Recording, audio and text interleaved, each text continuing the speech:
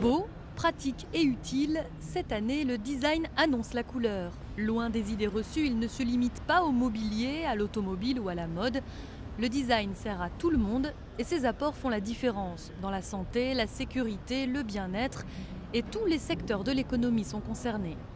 Le design, c'est un secteur qui traverse tous les autres secteurs d'activité, puisqu'on trouve du design partout. On en trouve dans le mobilier, dans les transports, dans les objets de la vie quotidienne, dans les objets du travail. On les trouve de plus en plus dans les services, on les trouve dans les interfaces, par exemple les robots, les automates qu'on utilise. Et donc on le trouve un peu partout. C'est aussi peut-être pour ça qu'il faut faire de la promotion du design. À l'Observeur du Design 2011, basé à la Cité des Sciences et de l'Industrie, plus de 200 objets sont exposés, des plus simples aux plus élaborés. Peintures lumineuses, fauteuils roulants tout-terrain, lampes habillées, baskets ergonomiques. L'exposition explique à tous les visiteurs, professionnels ou amateurs, les réalisations les plus remarquables dans lesquelles le design a su tirer son épingle du jeu. Et pour le plaisir des yeux, toute l'exposition est organisée par couleurs, rouge, jaune, vert et blanc.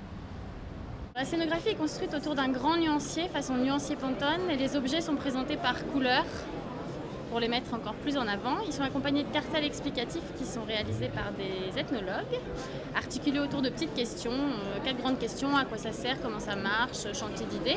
Ils sont accompagnés de rébus visuels qui expliquent le pourquoi du comment. Tel objet, un objet plus un objet égale un troisième objet.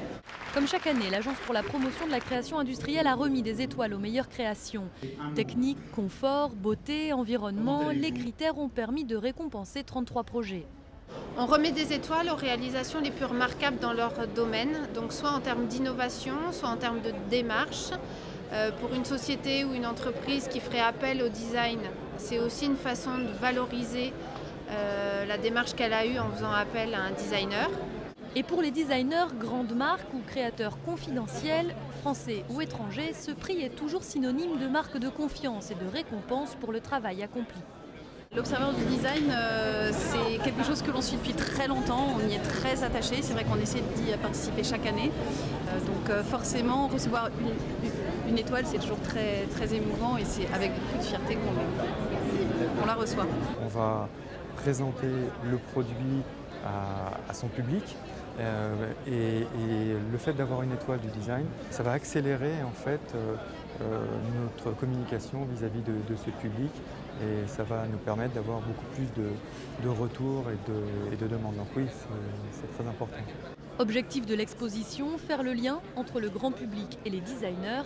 Reliés aux différents corps de métier, les designers apportent une vraie valeur ajoutée à la production.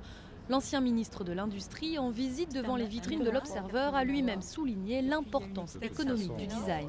C'est cette rencontre d'ingénieurs qui, sur la technologie, savent être les plus performants et de ces designers qui savent être les plus innovants, que l'on arrive à mettre sur le marché des produits qui, demain, nous permettront en termes de compétitivité de faire la différence. 200 000 visiteurs sont attendus à l'exposition parisienne. Ensuite, une sélection de l'Observeur du Design voyagera pour être représentée à Taïwan, Séoul, Hong Kong et Tokyo.